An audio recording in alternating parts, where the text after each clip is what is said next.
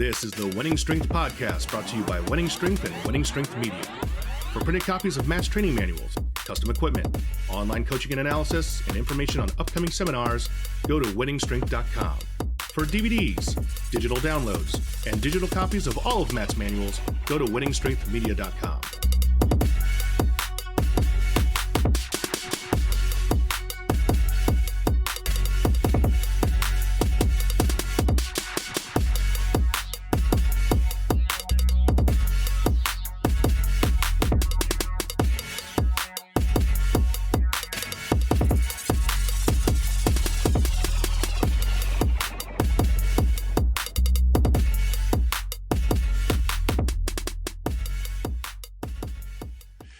Welcome, everybody. Recording live from the Ludus Magnus Gym in Columbus, Ohio. Let me hand it over to Matt Wenning. Hey, what's going on, guys? And today we got one of the most special guests we've had on the show so far, George Halbert. So, George, obviously, we're going to go into everything that you've done and all that stuff, but give some people some background of where you're from. And I think a lot of people know you're lifting, but they don't know you as a person. So, did you grow up in Columbus? I am from Columbus, Ohio. I went to Westerville South High School. Yeah. I think I started lifting as a freshman. Okay. I was really big. I was about 120 pounds. My first bench press max was 95 pounds. Nice. And maybe 6 to 8 weeks later, I benched 135. Yeah. And I was in love. Yeah. It was awesome. So that first 30, 40 pound gain just got you instantly hooked to training weights and wanted to... I wasn't the most gifted guy in high school. Yeah. But by the time I graduated, I was 167 and I benched 380. Yeah. And there were guys that are a lot more gifted than me, but I loved to lift weights, so I never stopped. So, you know, when things got hard or they weren't making big gains, they would quit. Yeah. But to me, if I could gain a half a rep, the next workout, I was happy as could be. Right. Just a little progress, a little bit at a time. Yeah. And I think that's one of the things that, you know, we'll go into it, but that's one of the big things I learned from you, to not look at the 600-pound bench as the goal. Make a 5-pound gain every other week or every month or whatever, and eventually those goals become there. I think, you know, we overestimate what we can do in a year, and we underestimate what's achievable in 10. So you go from, I think the only time I was ever stronger than you was when we were both freshmen in high school, but it's because I outweighed you by 60 pounds. So I started actually probably training a little bit younger than you. I started working out when I was in 7th grade, and by complete default. So my uncle was kind of a partier and, like, you know, didn't really have a lot of like stay down jobs. And I remember him going through rough times, and he came back and lived at my mom's house with all of us, and he had a sand weight set. And I remember us fucking around in the family room with these fucking piece of shit sand weights, and he had 135 pounds on there, and he was only like, he'd always worked manual labor jobs, so he's always really lean and, you know, always in shape. And I remember him being able to do like 135 for like, I don't know, like 8 or 10 reps. And he was like, you know, looking at me, he's like, hey, you want to hop in and work out with me? And I'm like, I guess. And I take out 135 and I bench it for one. I never touched weights. Wow. And I was 150 pounds at this time, so we're talking 13 years old. Right? I take it out and I bench it for one, and it freaks him out. He's like, how in the fuck did you do that? Like, you don't even work out. And that's when I realized... What was he trying to do to you exactly? Then I don't really know. I think for him that 135 wasn't heavy, and we were like, I was only maybe 20 pounds lighter than him. So he probably thought, well, you know, it's like him getting out of bed. And this was your uncle? You know, this is my uncle. Could just been your uncle fucking with you. Or my uncle trying to kill me. Yeah, well, that's what it sounds like to me. My dad's brother, when I was growing up, my uncle, crazy dude, Vietnam vet, and he would wait until I was in a room by myself, and he would switch off the lights till it was pitch black and come running in the room screaming. Yeah. So I just always assumed uncles fucked with their nephews. So he definitely fucked with me, and he was, you know, he did not give a shit. But on the other token, he's the one that taught me to ride motorcycles, and I don't think you've ever seen my old blue Suzuki that I have, but that was his bike. He bought brand new in '78 and then taught me how to ride. So I'm a 13-year-old kid around the neighborhood riding a Suzuki 1000, which is fucking crazy, you know? So he was super cool and probably wasn't intentionally trying to hurt me, but was surprised that I could bench that. And that's when I got hooked. And I remember just slowly fucking around with weights, and by 8th grade, we had a weight training class. And a guy named Mr. Frank was the gym teacher, and they had a Nautilus machine, like the old, you know, like different stations. And they had a bench station that had a 250-pound stack. Obviously, it's not real weight. But I could get under there and I could do it. Wow. At 8th grade. And Mr. Frank was like, you're going to be fucking strong. You know what I mean? Because I don't think that motherfucker could even do it. But I'd already been working out for probably a year with my uncle and just farting around. So long story short, it's pretty interesting that, we all have started younger, the guys that I know that are super strong. Mm-hmm. We have Mike Kudla in here, which you don't know who he is, but he had the NFL Combine record for a while at 46 reps with 225. He trains here now, and he's grenaded his shoulder playing for the Steelers. But he said he started lifting weights around 7th, 8th grade too. So it's like everybody that I've known that's bench 600, I don't know anybody that started late. Just personally. I'm sure there's people there. It's kind of like Olympic athletes. They say now if you haven't started your Olympic sport by the time you're 4 or 5, you're done. So you grew up in Columbus on the east side in Westerville. Yep. And so how did Louis find you? Like did they see you at a meet? Well, because you started there pretty young. Yeah, well, this is how it all happened. I went from high school. I did my 380 at 167, and then I went to World Gym from high school. World's Gym? Yeah. And that's over in Westerville? Mm-hmm. Okay. And is that still what it is, or is it called something else now? No, I'm sorry. It's not the one in Westerville. It's the one that was in Dublin, and it is no longer there. Okay. Gary Benford, who used to run YMCA meets. I remember him having a book out. I don't think I ever met him, but I knew he had a powerlifting book. Gary Benford had this Methods of Powerlifting. It was written in the early 80s, and it had him deadlifting on the front, I remember.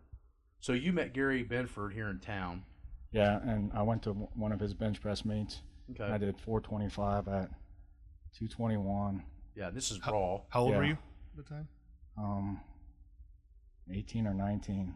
So a 425-pound bench at teenage years under 200 pounds. Pretty beefy. So we're starting to get to a point. No, it's 221. Oh, 220. Okay, so you're 221 benching roughly 2 times body weight, and you're 18. So yeah, and then the first time I met Westside Barbell was at a police athletic league meet, and I benched 470 that was at 221. Yeah, and Westside was there. Yep. And there's a guy named Jimmy Ritchie. Yep. Who lifted 242 because I lifted 242 even though it was 221. Yep. He wore a shirt and he benched 475 that day and beat me. And they were all there. Yeah.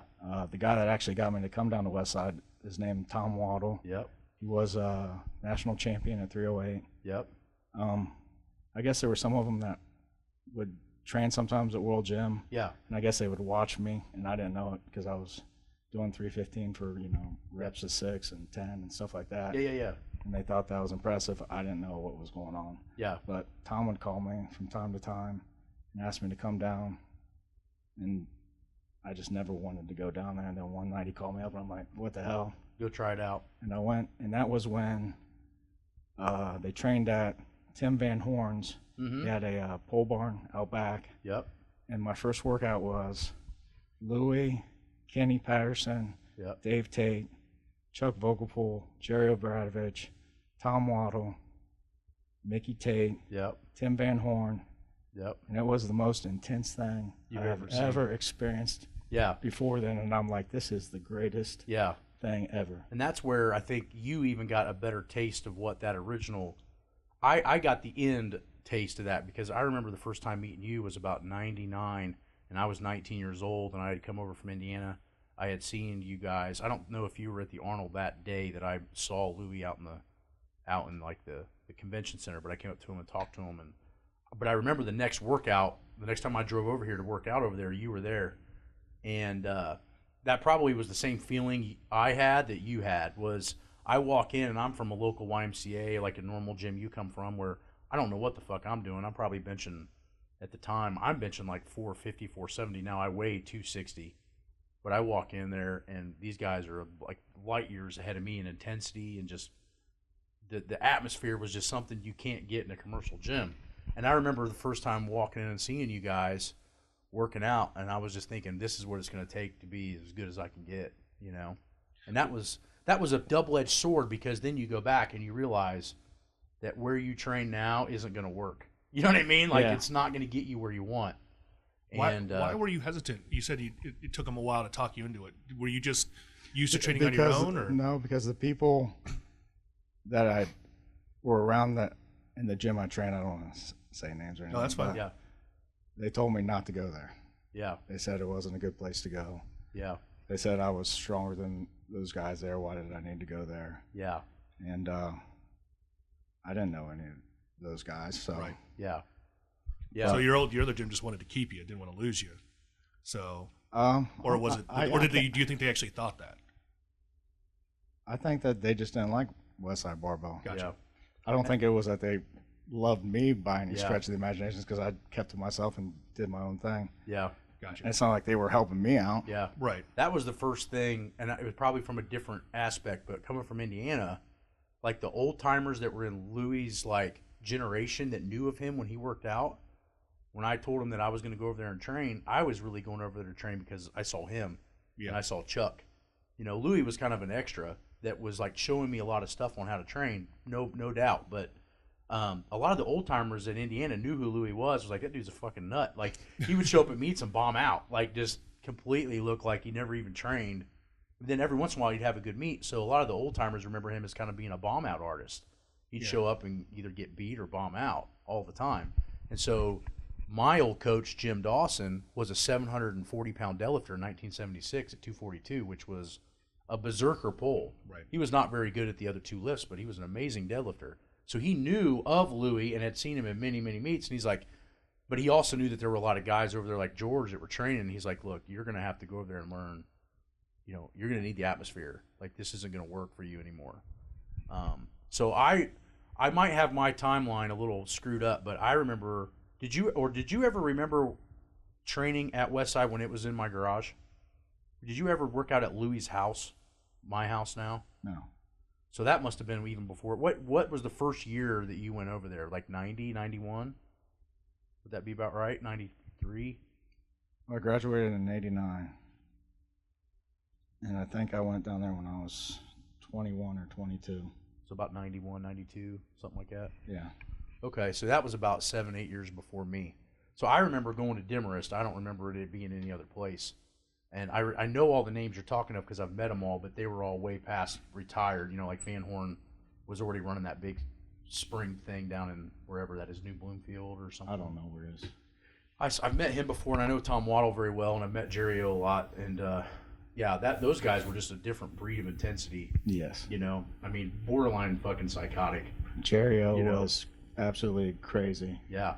He was very vocal, always yelling. Chuck was never vocal. Yeah. But he was as intense as anybody I've ever trained with. Yeah, he was literally the person that was dead silent on fire. Like, sitting there, you could just see him. Like, if there was an aura around him, it was like he's on fucking fire. And if he said 3 things to you during a workout, it meant he liked you. Yeah. If he said nothing to you, well, you didn't really know. But I trained with him for 5 years, like, as his squat partner before I remember him really start opening up and, like, not encouraging me to train hard, but like just making me feel like I was a part of his team. Yeah. You know, I don't remember that with you. I remember you seeing me and going, I remember the first time I came over and Louis introduced you to me and you're like, hey, he's got a 500-pound bench over, like, you know, over in Indiana, and he grabs my fucking triceps and was like, your triceps are garbage. Because I was all pec and I didn't have any tricep. And I remember you showing me some like turning dumbbells. And I remember you showing me like some folding, like tape presses, like, you know, the folding presses and some other things. And I literally went home probably, and I still saw you in between that, but for the next year and a half, it just demolished my fucking arms. And I remember going from like 20 years old, by the time I was 23, my bench was fucking getting up there. I was doing in the 550s ranges, and then, you know, that's when shirts were first starting to become kind of prevalent. And I was learning how to bench shirts, but I was doing, you know, 530, 540 raw, and then doing close to 700 in a shirt. And a lot of it was just all the arm shit you had showed me. And, you know, I remember going to Demarest in 99, 2000-ish area. And I remember, what's his name, from up north that actually kind of invented the bands, Dick Hartzell. Yeah. Bringing you a huge fucking box of bands, and nobody knew what to do with them. And I remember you playing with them, hooking them on the bars and shit like that. And then you were explaining. It was beyond my comprehension at this time, but you were figuring out how to use them for speed and using them for all kinds of different shit. And that's when I realized that like band training was going to be the next big thing that was going to get everybody stronger. And then chains. I had never seen chains before I went over there. Like, you know, we even came from Ball State, where we had a really good weight program for college. And going over there was like, that was in the shittiest place you could possibly imagine, but had the most magic. And I feel that even though I trained in the new facility, that old facility had all the magic in it for some reason. Like, that place was dirty, grungy, black windows. You didn't want to fucking even go in and use the bathroom. But, like, it just had, when you walked in, it just smelled like work. Like, you knew you were going to get broke the fuck off that day no matter what you were doing. And that's what I walked into at 1920. But I think what a lot of people don't understand is that George is really the one that showed me how to master using chains and bands. I remember you showing me these little tiny things, and I'd go home and play with them until I figured it out and started understanding the tensions and speed work. But I remember the first time going over there, I came over on a speed bench day, and you were working out, and that was the first time I saw real explosiveness. Do you remember what was your thought process behind that, or, you know, when you first started working with those? Can you take us through that? Well, I was very, very fortunate to be where I was, born where I was, to go down to Westside, because when I first got down there, one of my first training partners was Kenny Patterson. Mm-hmm. And in, I think, 1995, there was the greatest bench press in America held in Dallas. And every big bencher in the world, except for Chris Confessori, was the only name that I can't think of that wasn't there, showed up to lift. I think maybe 5 weeks before that meet, I benched my first 600 raw. Yeah. Kenny that day benched 585 raw. Yeah. We go to this meet, which is the biggest meet. I'm not even good enough with a shirt to lift in the last flight of lifters. Yeah. It's like Kenny and Anthony Clark and Jamie Harris and some other really big name lifters. And I got to sit down in the audience and watch them, which was pretty cool. And at the age of, I think, 23, Kenny beat every bencher there pound for pound. Yeah. And that's my training partner. So, yeah. I mean, I always had the best training partners. Mm-hmm. And I would go to meets with Kenny, and he was always the best. And then a guy named Dave Waterman came along at 198, and he started kicking our ass.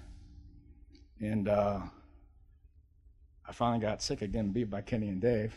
Yep. So I decided, you know, what is my weakness? It's my lockout. I can't lock out shit. Uh-huh. I didn't understand the concept of how the tricep locks out of weight.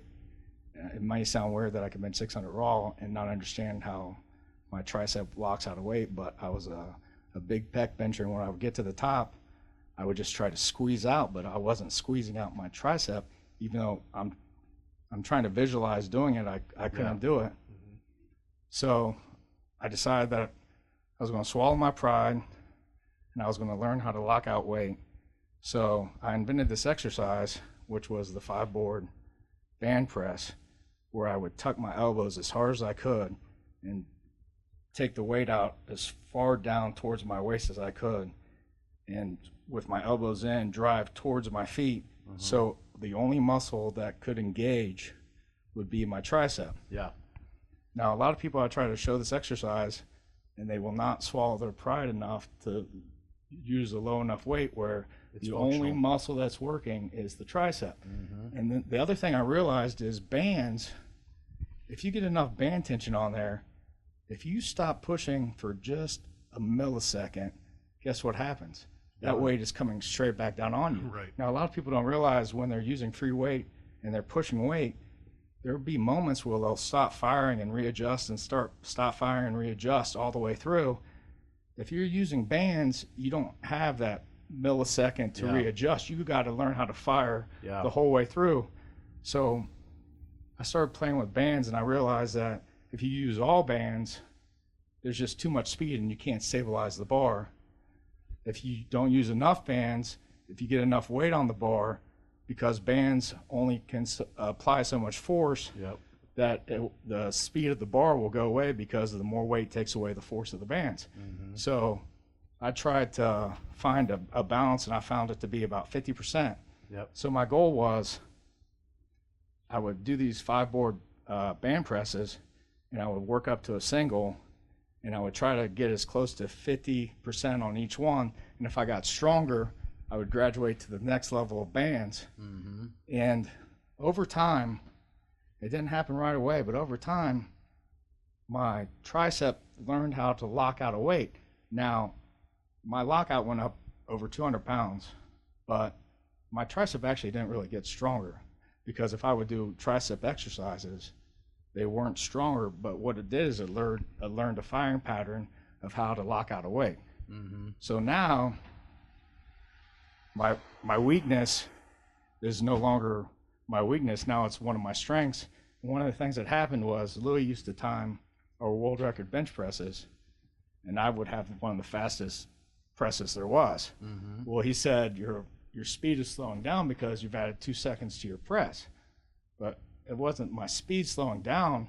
I was learning how to grind out weight with my triceps. So before, I would either blow the weight off and it would get to lockout, or I would blow the weight off and it would not get to lockout and it would fail. You're screwed. So there was no slowness at all. But now I would blow the weight off and I would get to my arms where I could start grinding, and I would be able to grind the weight out. Yeah, the bands taught you once the overspeed of the shirt stopped, you had to push Yeah. all the way through. It's kind of like keeping the accelerator on your car all the way to the stop sign, and then, you know, not just trying to coast to the stop sign. And that's what I think what happens when you train with free weights too much all the time is you learn to get it started and then glide, but you don't learn to keep it moving. And that even hits you with free weights when it gets up to max benches, shirted or no shirt, raw or gear.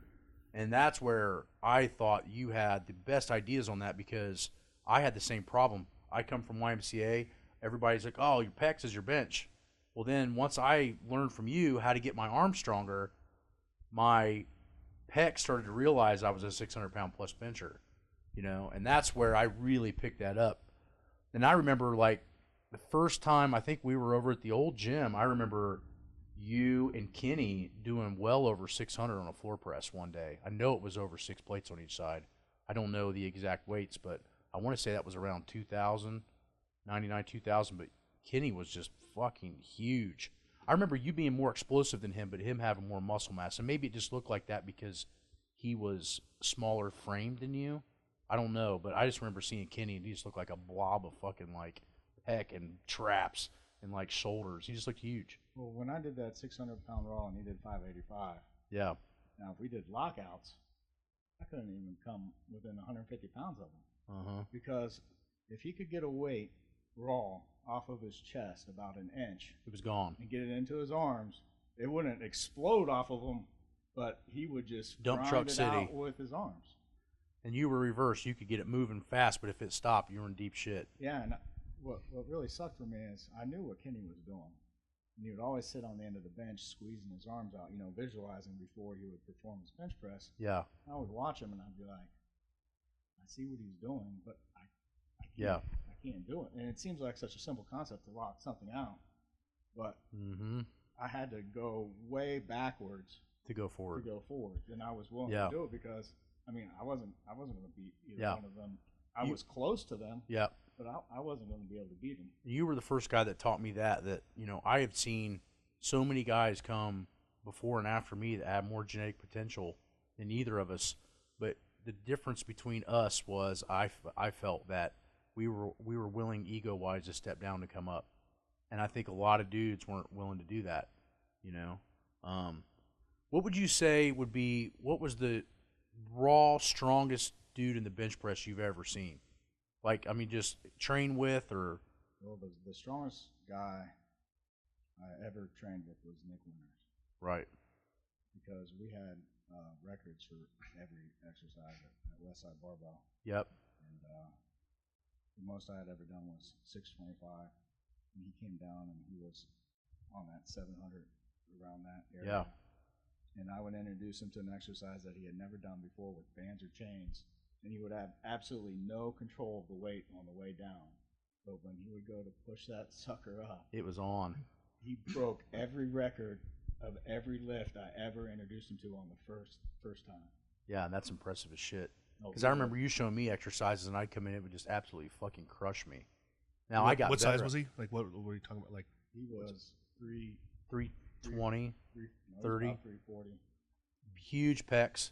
He won the New England record breakers in bench 650 raw. Jeez. Probably, what was that, 04, 05? I don't know when that was. It was probably a good 10 years ago, easy. Yeah, I remember him coming down because he lived in Ohio, but he was about an hour and a half away. And he would travel down. No, he lived in Indiana. Was he in Indiana? And actually, it was Eddie sent him down to train with me. Oh, okay, that's right. I remember him training with us a couple of times, but I don't remember exactly where he was from. I just knew it wasn't very close. Well, I love strength. I mean, it's something that I'm really fascinated with, and I'm very competitive. But if someone can do something that I can't do, I'm going to push them to the limits because I want to see something crazy. So every time he would come down, I would be like, "What do I wish I could do?" And I would have him do that exercise. And he was very impressive. Yeah, I remember probably the two most competitive people I ever lifted with was George and Chuck. I mean, if you went in to bench with them on max day or you went in to do a circuit max with Chuck, you better pack your fucking Wheaties and make sure that you're ready to get humbled. And the key is that George, I think more so than Chuck, George would push you to try to beat. I remember you trying to get me to beat you, and I would do everything I could. If I could beat you that day, I could. If I couldn't, I couldn't. But I remember that there wasn't a animosity if somebody did something better. It was more it was more of a positive thing. You tried to push each other to beat each other every week, and that's something I think the new generation misses. If they see somebody way stronger than them, they avoid them versus try to push them and help them. You know what I mean? Like, well, the thing is I know how big I am. Yeah.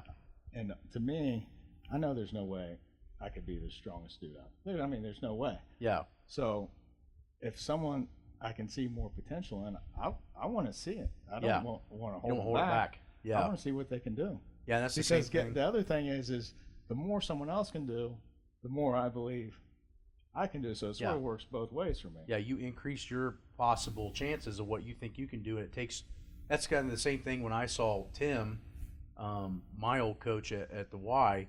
The first time I ever saw him bench, I walk in, I'm 13 years old, I'm at the Y, and there's a 185-pound guy there that can bench 5 plates.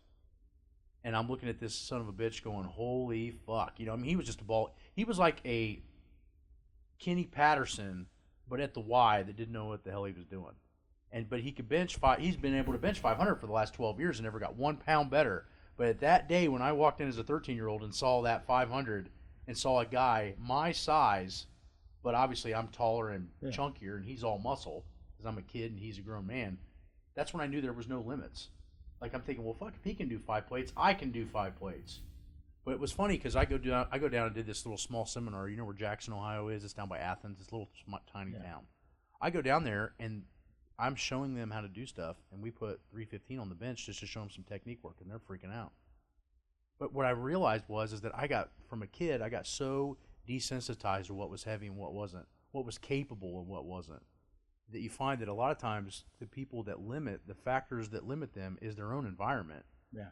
They don't see somebody do something impressive, so they don't know it's possible, until that one person comes along and just blows your doors off. And that's what I remember from you is I remember seeing Louie and guys telling me, hey, that's where a lot of strong guys train. You don't need to go talk to them.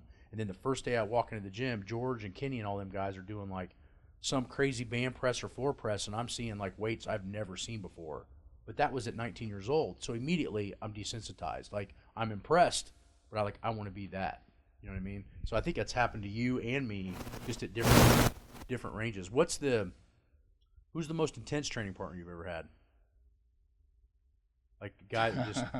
Well, there's different kinds of intensity. Like I said, Chuck was intense, quiet.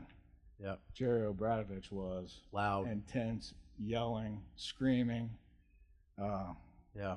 I remember when I was a kid, Richie being loud and like wild and walked in, looked like he'd just done like a half-mile long line of cocaine to train and like just totally out of control, almost like untalkable. And Chuck, you couldn't talk to either, but it's because he was so focused, he was just out in left field somewhere. But I remember Richie being like the guy when I was a kid walking in there to squat in that group. It was just insane, like totally just off his gourd. Then depending on what day, if Louis felt good or just got out of a surgery or something, he'd be crazy too in there. But I mean, trying stupid shit, you know. It's hard to say because everyone's got a different kind of intensity. Yeah. Because like even when Kenny was in there, yeah, he was 100% focused. And there was a period of time where at Westside, this guy named Jan Blakely came down, and he was one of the most focused guys I've ever met in my entire life. I have a question on Jan Blakely, and I always heard this, and I never asked it, but did Jan Blakely bring in a pet rock? I don't know if it was a pet rock. But was it? It was a rock, yeah. But it was a rock he brought in, and he would use it for like meditation purposes. He was. That's what I heard. Spiritual and mental, and I mean he had different ideals, ideas, and I just remember somebody saying that he had a pet rock. But was it a large rock or a little rock? No, it was about that big. But what was more amazing about Jan was he would diet from 198 to 308. Yeah. He would compete in every weight class. And when he first came down to Westside, he started taking our names off the board because at Westside we got a board for, all the records. Yep. And one by one, his name filled the board, and Louis nicknamed him the Eraser. Yeah. Because that was after the Arnold Schwarzenegger movie, The Eraser. Uh-huh. And then one by one, we slowly took them all back. But I think the first time I met him, he was like 280 and pretty jacked. But would you say that he was probably the first guy you met that really understood the weight class change dieting? He understood it well enough to be successful at it. I think he had some health problems later on. But who's the craziest fucker you ever lived with? I know mine. But who's yours?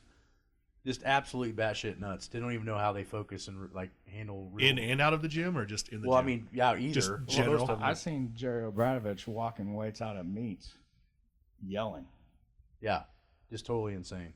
And how in the world? And then he makes the weight. Yeah.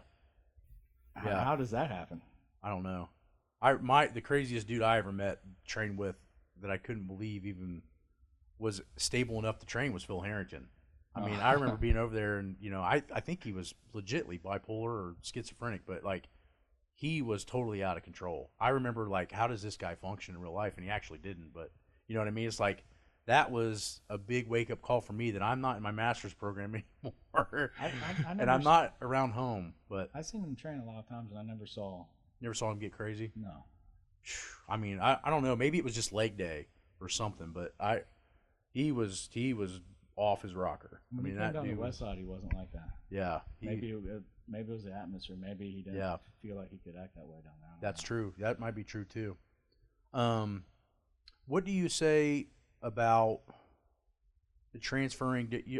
You're the first guy that I remember, and maybe it was because of your era, that I always remember you telling me to staying strong out of shirts because shirts were starting to become the big thing.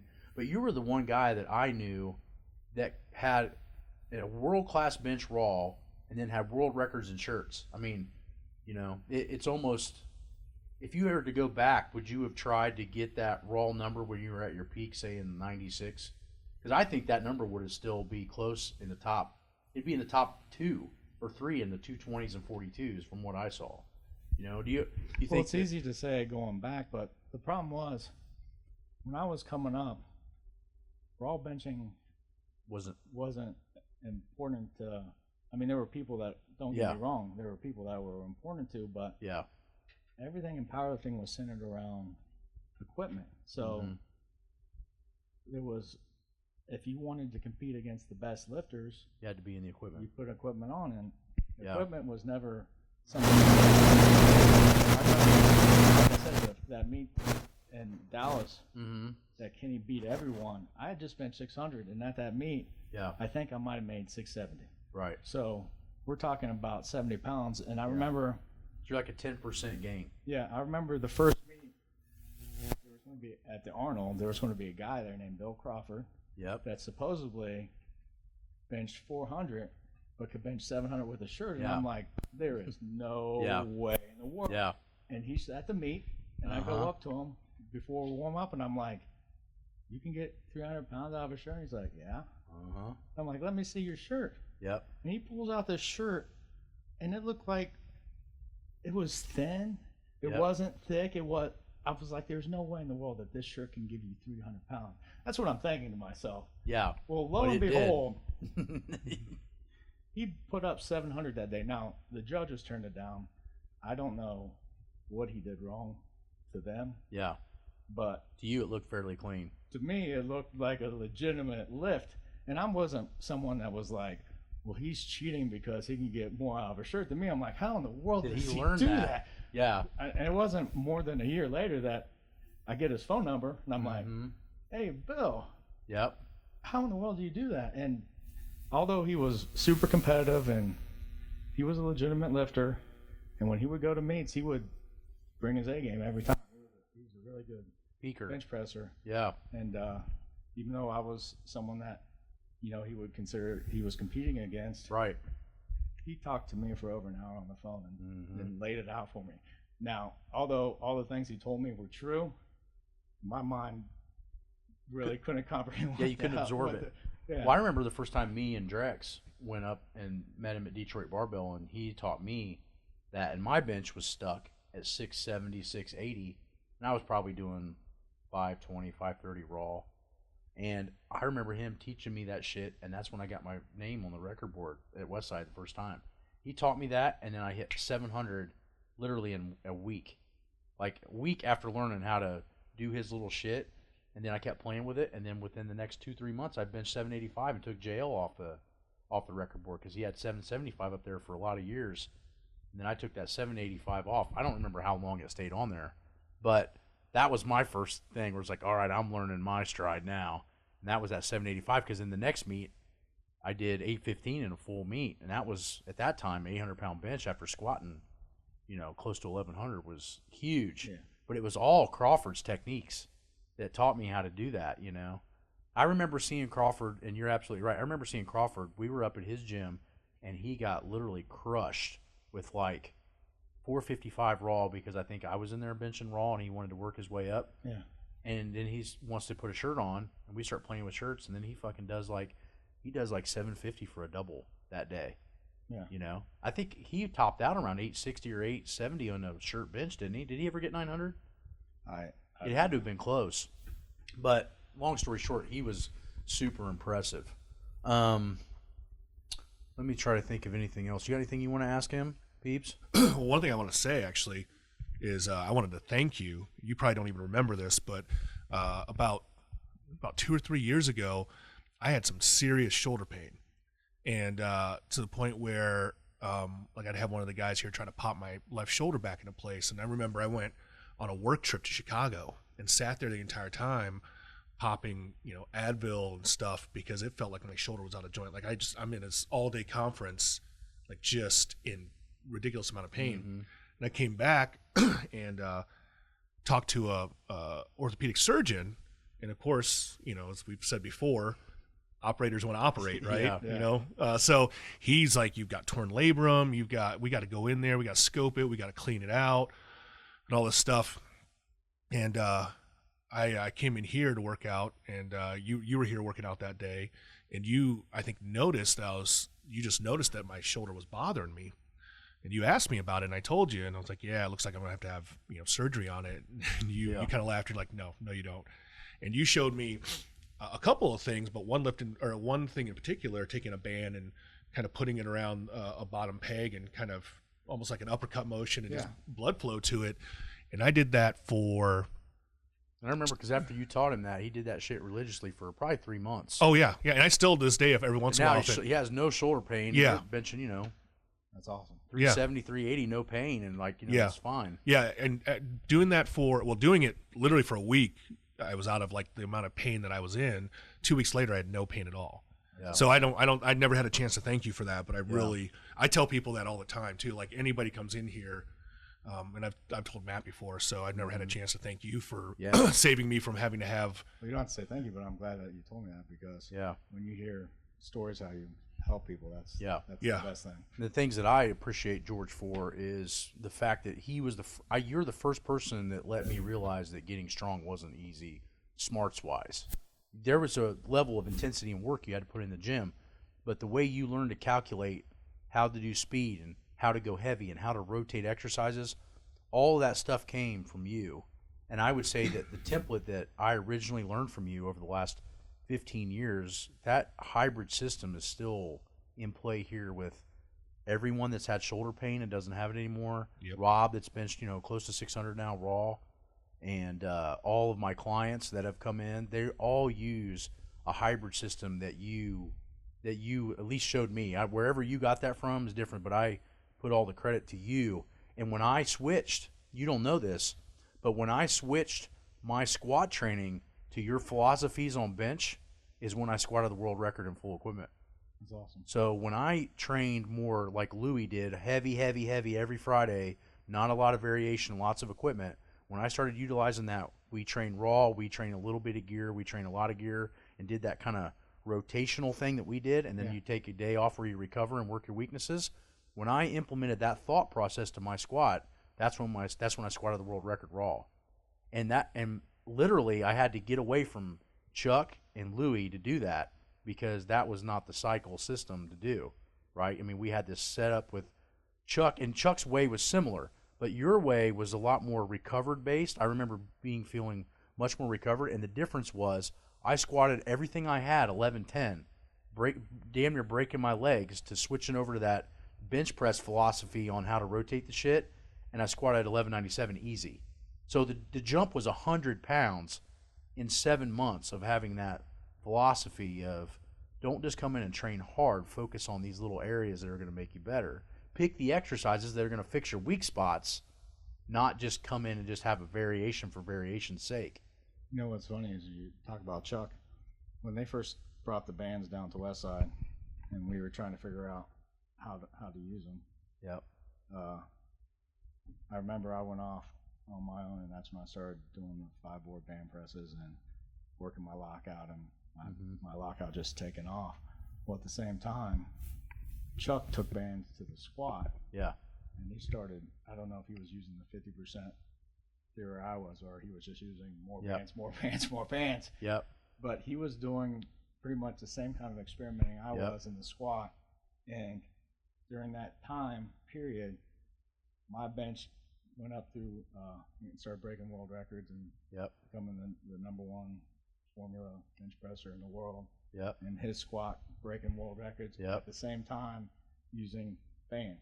And neither of us were talking to each other at the time. Yeah, you guys both calculated almost a similar system. Yeah, his was like a circummax kind of thing. Mine was just, using more bands all the time. So give us an idea for the young guys that, that weren't around in the 90s to know what your numbers are. What was your best number at 198 shirt? Well, when I first became the number one formula bench presser was 683, but later on I did 766. Yeah. But so I was trying to figure out what you did at 198, 220, and 242. Did you ever do bench meets at 275? Did you ever weigh over 42? I weighed do a meet? 269. Okay.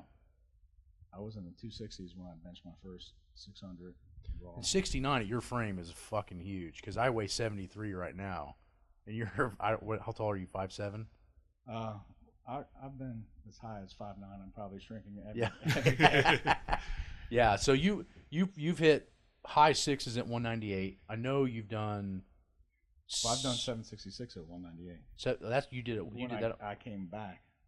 Okay. And did that. What was your best bench at 220? At 220, I did 733, and at 215, and that's when I got dubbed the king of the bench press by Kieran Kidder. That's what I remember you doing. I remember you being in the 730 and 66 range, and I remember you weighing around 230, like when I first met you. And that was like 2099. And then I came after that. I came back and broke my last 2 world records at 242. Yep. And I ended up with a 766 there. So your highest all time in shirt was 766. Yeah, 242. And then what was your best pound for pound lightest raw bench? Roughly. With my clothes on at 238, I benched a 625. Yeah. And then when I was training at 198, I benched a pretty easy 550, and I tried a 580, but I missed it. But what was funny, when I did that, I was doing absolutely zero raw training. You just chopped in and just tried it. I was training all lockout. Yep. And my other workout was that's when we used to train speed workout singles. I don't know if you remember, but we would go up as heavy as like 405 with 2 monster blacks on each side. I do remember that. For speed. You know who else remembers that? My fucking goddamn arms and shoulders. So I remember you moving, and it was at the gym where it's at now, at the Westside where it's at now, and it was probably 2003 or 4. I had come over, squatted with Chuck, and then stayed and benched with you, and you were doing some of those speed singles, and I remember you moving, I want to say 2 minis on each side, like 2 reds, and I want to say it was 315 to 350, and it was still one of the fastest fucking benches I'd ever seen. So you're taking 3 plates with 2 double reds on each side. So you're talking 550 maybe at the top, and George was just like fucking wham. I mean, it looked like a plyometric, and that's when I knew I was in for a world of hurt that day, because I saw that, and you guys are so fucking fast. And I think that's what people see me now on my Instagrams and watch my speed work and like, holy shit, how fast is that? Yeah. Well, I mean, I think now looking back, I think when I benched the 611, I dropped my speed weights back down around 200 and actually got better. Yeah. Then we were going too heavy at that time. I think it was good for us to do that, but the point of it is that people see my like 200 with a double red or some chain, and it like moves like an empty bar. I can, and you in your prime could have moved that 315 with 2 reds on each side that fast. But the point was you'd overtrain. You couldn't do that week in and week out. So it's a balance, and I learned that from you too. It's a balance of what you can handle in the week to build on the next week. It's not what you can do today. It's what can you recover from, so that the next workout you can build on top of it, and then on top of it, and then on top of it. It's a bricklaying process of getting better. And I think the problem is when you get as strong as we were and are, you can overtrain in one day really easy, because your body will let you do things that are fucking insane. But then if you have to back down for 2 workouts because of that, it's not really as good as pacing yourself. Well, the one thing you have to realize is if you're strength training and you're trying to get stronger without gaining weight, what you're doing is you're becoming more efficient and you're overriding your body's defense mechanism to protect yourself. Mm-hmm. So the better you are at overriding that defense mechanism, the more susceptible you are to that big injury. Mm-hmm. So what you're really training yourself to do is push yourself to a point that you can hurt yourself. Yeah. And there's nothing to stop it. Yeah, right. There's no governors anymore. Yeah, because people think they miss weight because they're not weak enough. That's not necessarily always true. Yeah. Sometimes you're missing a weight because your body won't allow it to fire that hard because it's protecting itself. Mm-hmm. You think in your mind, I'm pushing as hard as I can. Well, you may think you are, but your body's going, no, I'll give you about 65%, and then we're going to cut it off. Yep. And you're going to think that you're pushing as hard as you can. Yep. But if you were, you would either push this weight up or I would rip off. Yeah, and that's the thing is you see that so much with clients, and especially undertrained people. They think that they're giving 100%, but in reality they don't know what 100% is, because you have to be so good to find that 100% that it's almost, for a lot of us, it's impossible. I don't think you could push 100% because there would be something that wasn't 100% in the link that would break. Do you feel that that's a reason too, that it's so important to train and balance your weak points, because your weak points are your governors? Well, if you don't train your weak points, you're going to get hurt. The better you do. Yeah, my thought pattern was you had motor patterns of different ways that ones tell you to push and ones tell you to hold back. And the more weaknesses you have, the more those spinal cord motor neurons are telling you, hey, motherfucker, this is the governor. You need to stop or you're going to get hurt. Once you balance those out, the body will let you push harder. Yes. And that's one reason I think, and I think I learned from you, it's been so many years, I don't know, but you were one of the first ones to tell me I got to get my rear delt stronger because your imbalance to your back to pec ratio was fucked up. And he was absolutely right. Once my back got stronger, my ability to push with the anterior muscles went up because I could feel that I didn't have the governor the same rate. It was turned down. It let me push harder because it knew it was more balanced. And I think that's something else I picked up from you along the way. Is there anything in the last probably, 15 or 20 years that we've known each other, is there anything you picked up from me? Like we worked out? Like, is there anything you saw that I did or I adjusted to something? Well, see, the thing is, when I train with people, I pick up stuff from everybody, but I don't my mind doesn't work like yours, where I think I picked up this or I picked up that. I'm constantly absorbing ideas and assimilating them as my own ideas. Yeah, it's a concept that I learned from Louis. Yeah, because I remember we did floor press. Jesse Kellum did floor presses. We were doing floor presses, and we didn't do bands. Someone sent us bands. We tried bands, and we just started assimilating things. And some things that you learn, they don't seem to work. You're like, this doesn't work, but you don't want to say this is a bad idea, bad concept. Just put it on the back burner. Yep. And then one day, pull it back out, and all of a sudden, boom. Yep. Hey, I remember this, and now it's working. Why didn't it work before? Well, now your body can utilize it. It's a secret to training. If everyone hits these plateaus and they think that's it, well, that's not it. You just have to get into your body and figure out what it needs to start getting stronger. Right. What's the limiting factor? It can get stronger again, but there's something holding it back. And the more knowledge you have, and if you're in a box and you're afraid to step outside the box, you're never going to get stronger. Yep. But you got to be willing to go, I'm going to try this or I'm going to try that.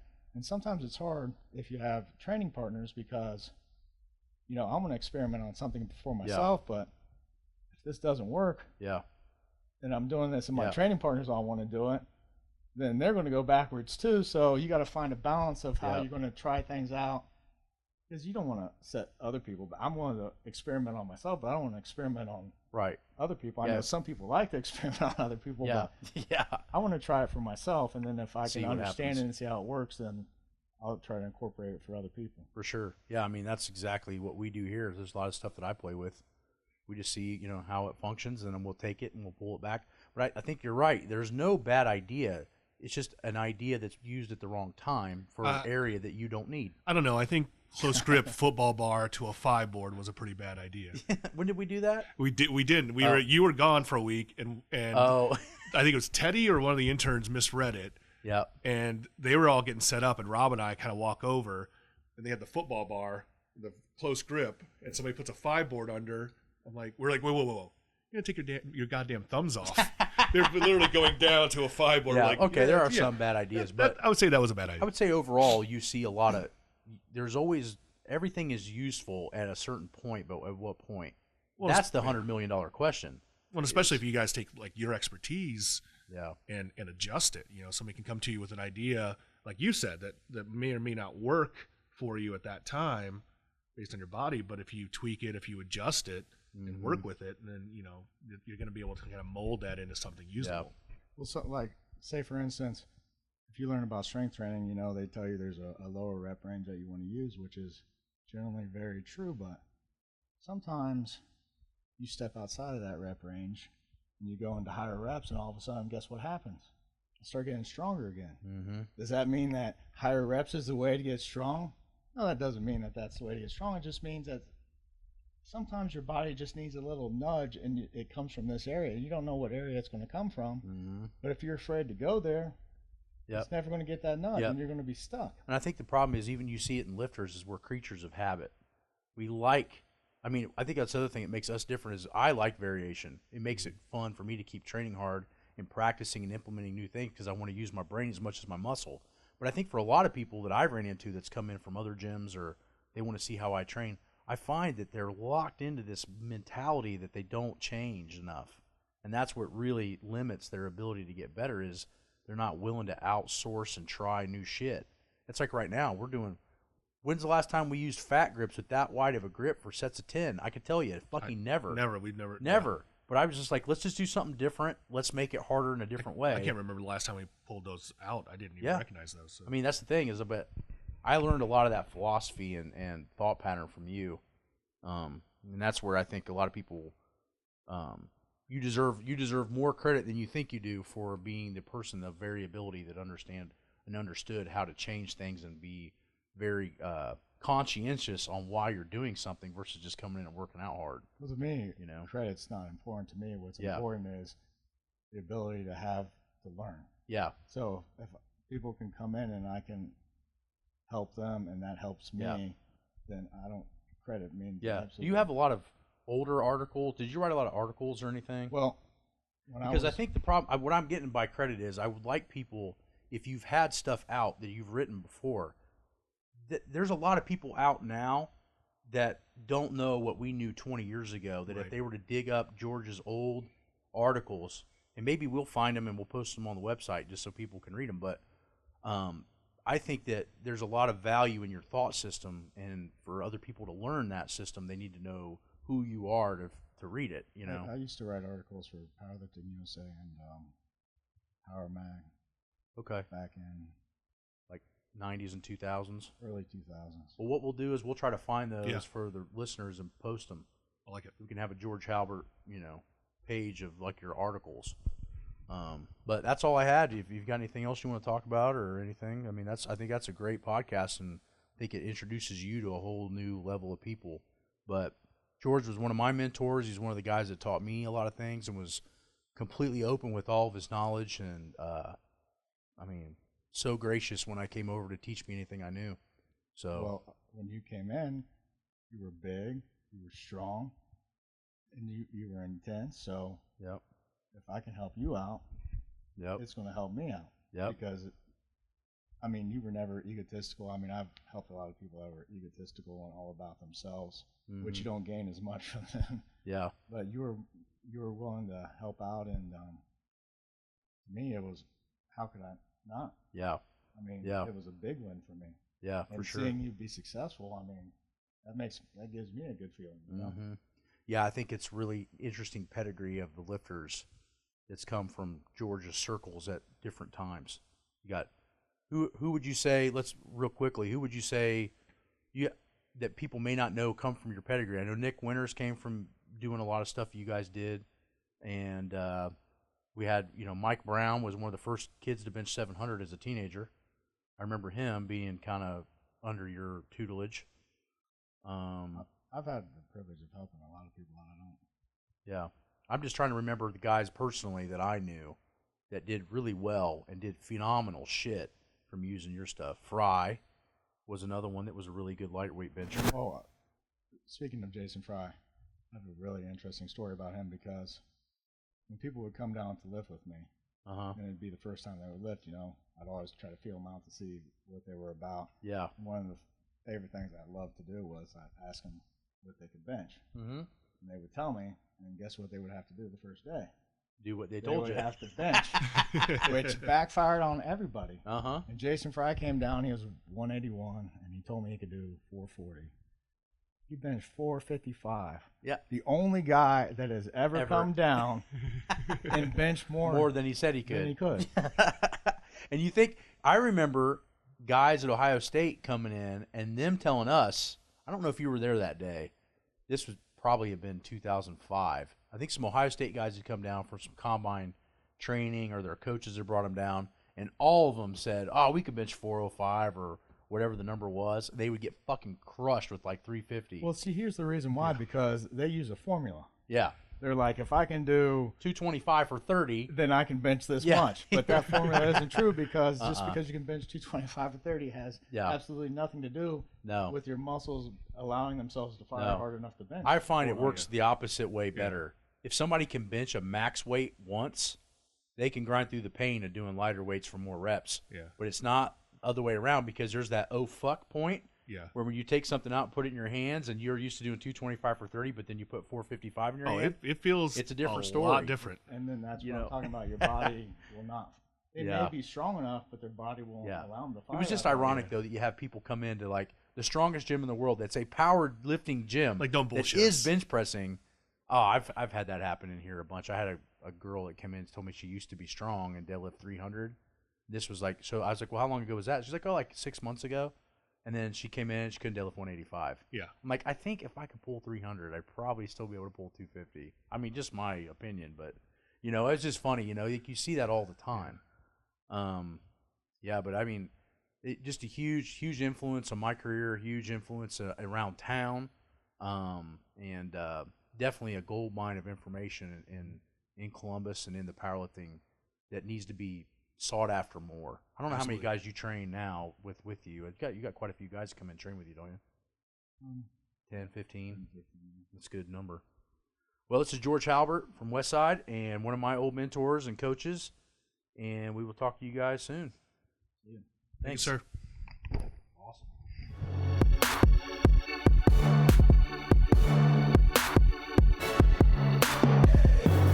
Thank you once again for joining us here on the Wenning Strength Podcast. Don't forget to check out wenningstrength.com and wenningstrengthmedia.com for all of your training needs. And while you're at it, subscribe to us on iTunes and Stitcher. And if you get a chance, give us a 5-star review. We appreciate it.